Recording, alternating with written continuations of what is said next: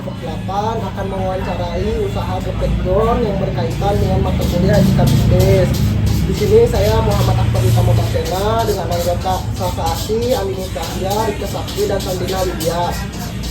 Untuk selanjutnya pemilik dari gepetdor ini akan memperkenalkan diri. Ya baik, nah sebelumnya selamat datang di gepetdor. Perkenalkan, nama saya Fatin Alamsyah, usia saya 24 tahun. Saya di sini pemilik dari gepetdor. Di sini kami akan mewawancarai ya mengenai mata kuliah etika bisnis. Yang pertama, kami akan bertanya tentang bagaimana memastikan bahwa praktik bisnis yang dijalani ini adil bagi semua pihak, termasuk pelanggan, supplier, dan karyawan. Berbicara adil mungkin bagi pelanggan dan pihak lainnya, dari pelanggan dulu ya. Adil bagi pelanggan yang sudah kita terapkan di sini, kita mungkin berlaku adil dalam hal pelayanan, di mana pelayanan itu yang pertama itu mungkin dari cara order atau pembelian gitu.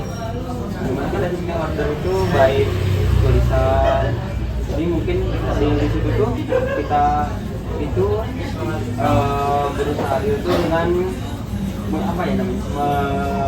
membuat atau melayani sesuai dengan orderan yang pertama masuk atau enggak yang kedua dan seterusnya. Kalau untuk karyawan, adil dari karyawan ini mungkin saya sebagai owner memperlakukannya sesuai dengan tanggung jawab dan tanggung jawab dan upah yang diberikan, di mana ketika saya sudah memberi tahu bahwa upah yang akan saya berikan begitu, saya juga akan memberikannya sesuai dengan apa yang saya sudah janjikan. Untuk bagi supplier mungkin adil ya paling ketika saya mengorder kan saya mempunyai supplier, contohnya supplier ayam gitu kan. Adil itu ketika barang udah datang, saya juga langsung paymentnya, melunasinya gitu.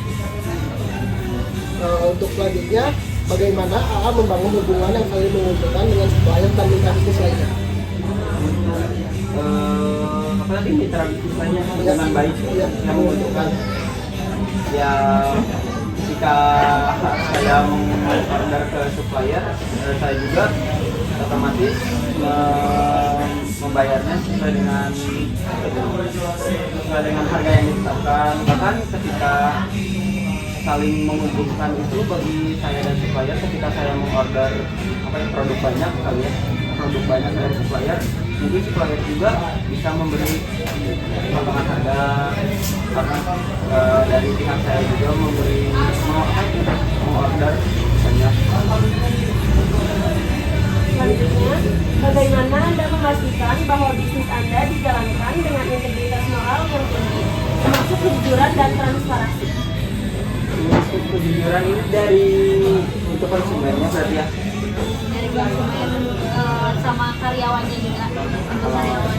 Untuk konsumen tentunya kita sesuai dengan standarisasi yang kita bisa buat. Ketika mungkin ayam berhubungan dengan ayam yang kadang kita berjual dalam produk ayam, saya selalu bertekad untuk menjual ayam kepada pelanggan yang ayam kita menjelaskan kalau misalnya produk ini udah gak enak ya saya nggak bisa jual gitu kan.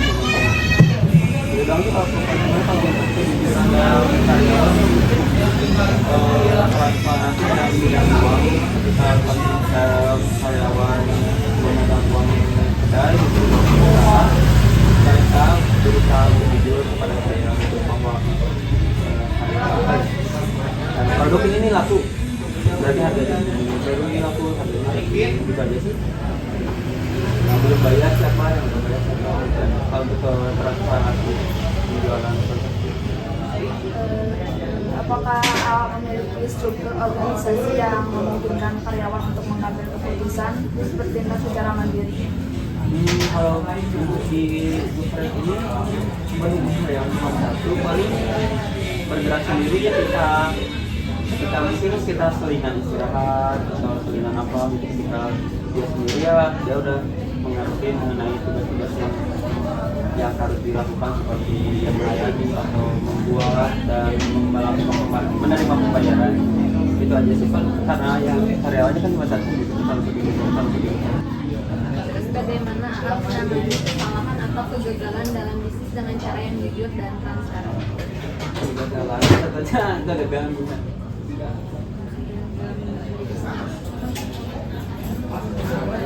Oh mungkin kegagalan ini kali ya, kegagalan di produknya gitu ya.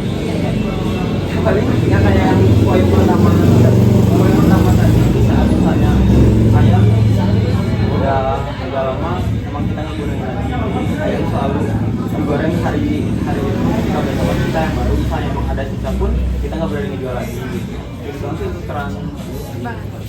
Selanjutnya akan mewawancarai tentang teori deontologi. Mereka bagaimana UMKM AA memastikan bahwa setiap tindakan atau pelayanan kepada pelanggan didasari oleh niat baik tanpa mengharapkan imbalan atau keuntungan semata. Berhubungan dengan deontologi ya kita selalu profesional, maksudnya di saat ada konsumen kan mereka niatnya untuk makan di sini, sementara kita berjualan mungkin berlaba ya, kita ada apa ya namanya itu tujuan, ada tujuan tertentu karena ini kan perusahaan laba ya, perusahaan apa itu perusahaan dagang yang dimana tujuannya untuk mencari profit atau laba kan ya. Kita di sini profesional sih, ketika ada konsumen kita juga harus menjamin bahwa produk kita layak untuk dijual, itu aja.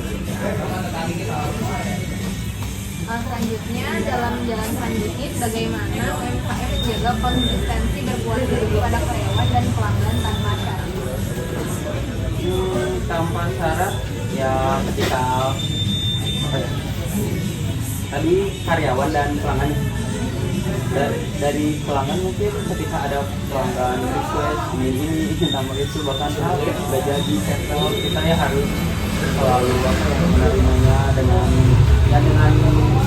konsekuensinya bahwa kerjaan gitu. Mungkin mereka misalnya kalau yang cancel itu bukan rezekinya gitu. Kalau untuk yang request ya karena mereka udah apa ya udah bayar kita juga harus profesional juga ke mereka.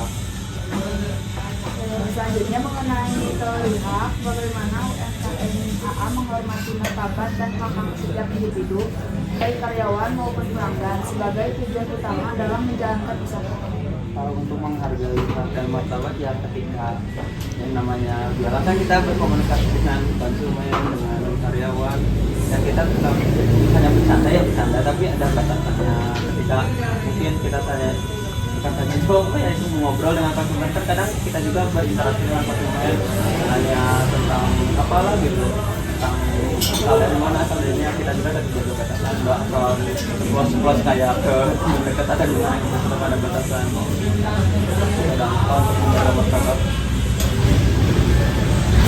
Selanjutnya, apa langkah-langkah yang dilakukan UMKM untuk memastikan setiap orang yang terlibat dalam bisnis mendapatkan perlakuan yang adil dan setara? Dalam bisnis apa tadi? Coba bisa bilang. Apa langkah-langkah yang dilakukan UMKM untuk memastikan setiap orang yang terlibat dalam bisnis mendapatkan perlakuan yang adil dan setara?